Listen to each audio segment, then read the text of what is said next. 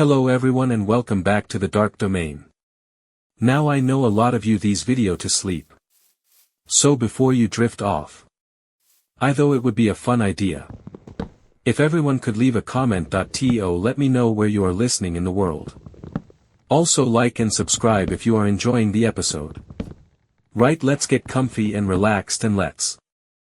First story is telling my sister she is living the life she wants.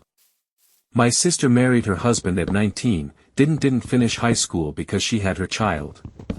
If you took a first glance at them, then you would think that they are the sweetest couple, but no. Her husband is very vulgar, talks to her like some girl on the street. Literally talked to other people in front of her. She plays it off, says she doesn't care, so we need to mind our business. She would throw slick comments at us, saying we wished we had a rich man. My sister and I used to talk. She told me all the problems. He would stay out late, leave clothes on the floor, doesn't help with kids, makes her cook all the time, talks to younger girls. One day I asked her why she allows all this when she can have a better life. She told me it's because she knows him while we just judge him. That was the end for me. Anyways, this has been an ongoing problem with my sister. Everyone in the family noticed it before they got married. They tried to talk her out of it, but she said everyone is jealous. We don't talk, we don't text, we're basically of a strangers. Our family tried to help her emotionally when she would fucking call crying and complaining about him, how overwhelmed she is. But in the end she always defends him, says, that's just how he is, he's not being serious. I really stopped talking to her when her husband was touchy with me and she blamed me for dressing a certain way. I distance myself because I'm not about to be someone's emotional punching bag. It's draining because you get nowhere when you try to help. No matter what I said, she will always be there for him. She's put me and other people in danger. I'm trying to stay alive for my kids, so I couldn't do it. If she wants to stay with him, then that's her choice. I have kids and husband to worry about, so that couldn't be my main concern. Recently my dad had a cookout, but I didn't attend. He left some food me, the kids and I. He called so I can pick it up. He didn't tell me that my sister would be there. When seen her I was still respectful and said hello. She just nodded. My dad was searching for bags to put the containers, while my sister was talking his head off. Same thing, she was complaining about her partner was texting some girl, forgot to take their child to a doctor's appointment, a bunch of stuff. It wasn't my concern, so I said nothing. My dad was comforting her, saying her partner is probably stressed. He makes a lot of excuses for that man too. My sister noticed my quietness. She asked why I wasn't saying anything. Probably shouldn't have responded.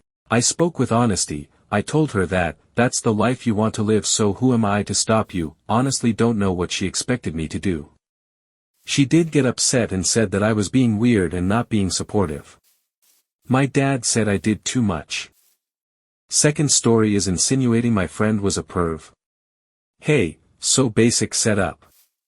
Someone in my friend group has a pool and they just got done setting it up for the summer, so we decided to crash there the other day because it was just stupidly hot.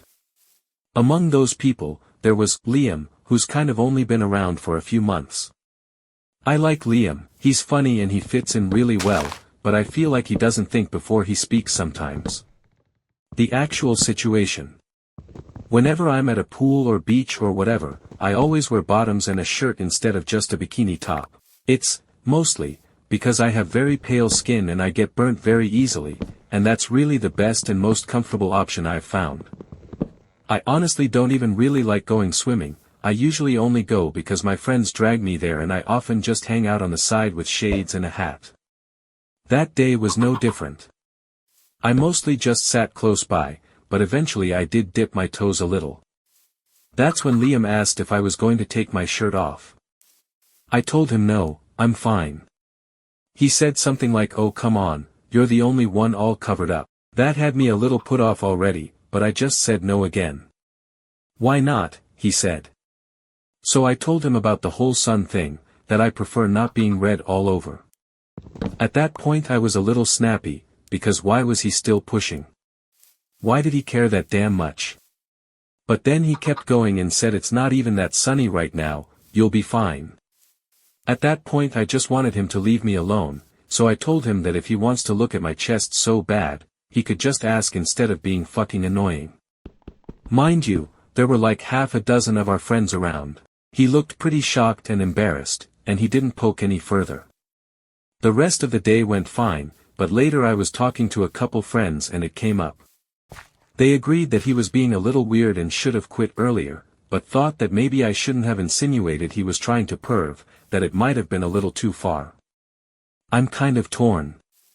I know I don't manage those kind of situations well at all, and when I feel like I'm being put in a corner, I often lash out a little. Maybe I did overreact and I could have been nicer about it, but I really did feel uncomfortable with him being so insistent I take my shirt off, and I wonder if what I said was even that insane.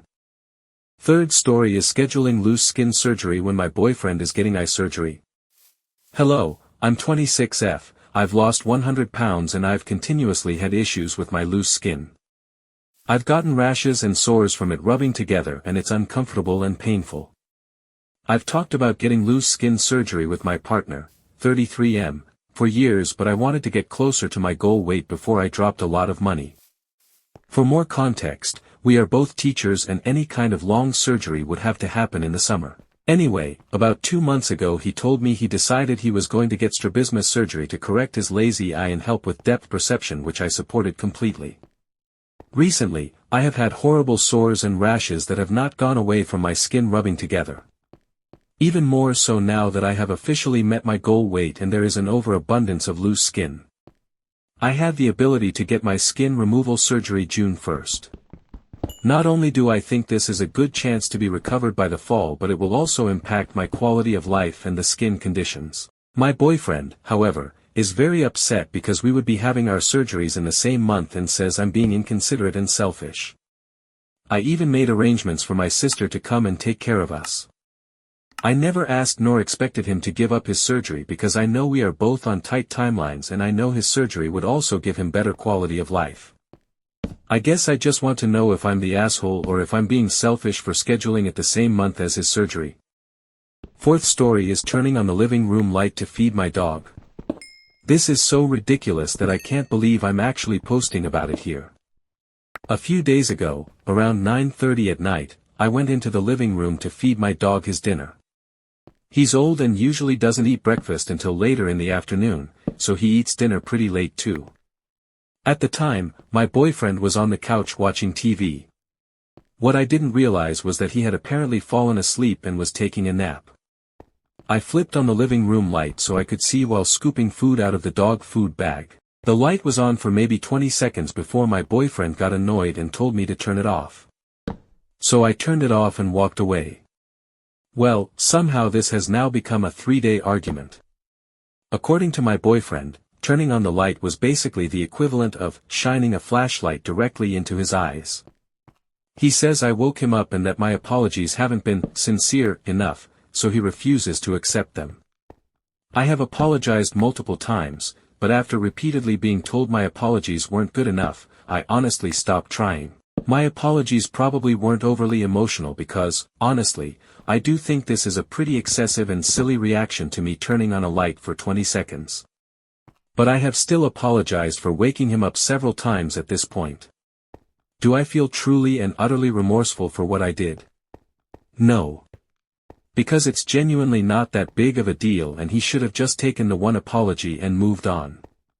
But he's continued getting upset and saying I don't care about him, because I'm not actually sorry for turning on the light and waking him up. At this point, the more dragged out this becomes, the less sorry I feel about the original incident because I turned on a living room light for 20 seconds to feed my elderly dog. Also, for context, he normally doesn't even go to bed until around 1 a.m., and he was still able to go back to sleep a couple hours later, when he actually went to bed. It was also his day off both the next day and the day after that, so this didn't actually cost him any sleep or affect work. AITA for not feeling nearly as guilty about this as my boyfriend thinks I should. Edit per boyfriend's request. After I apologized the first time my boyfriend asked me if I actually meant it, to which I responded, no, because this is stupid. He has thrown several temper tantrums about this and out of frustration I did tell him to fuck off a few times about this because it is ridiculous. I really don't understand how he expects me to be genuinely sorry for turning on a light in the living room. So yeah, my apologies were not the best because I truly feel like it doesn't need to be this deep. Fifth story is processing a hit and run though insurance. So a couple weeks ago I was side-swiped in my neighborhood by a car. I honked at them but they kept driving. I called the police to report. Thankfully I have a dash cam so I took a picture of the car, couldn't see the license plate, and posted it on our neighborhood Facebook group and found the person and messaged with them. Now I would have been fine for them to just pay for the damage, it wasn't a lot, insurance estimate put it around $1,500, but they started questioning if they really hit me, so I was like, I don't need to mess with this. And gave their information to the police to update the police report so that I could then give it to my insurance. The officer told me that since the report had already moved to the next step that it would be a hit and run, that he couldn't just add the information as if he did it the day of. The parents of the person who hit me obviously think I'm the AH and told me as such.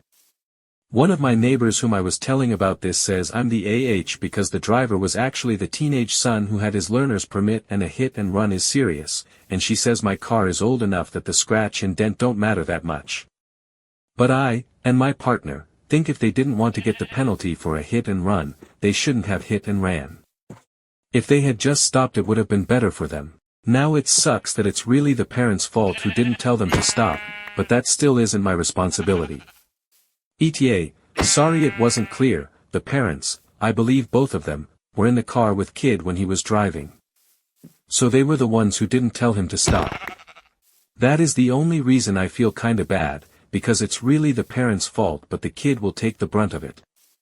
Edit number 2, okay I know have a whole lot more sympathy for the people who I think post very obvious posts, lol.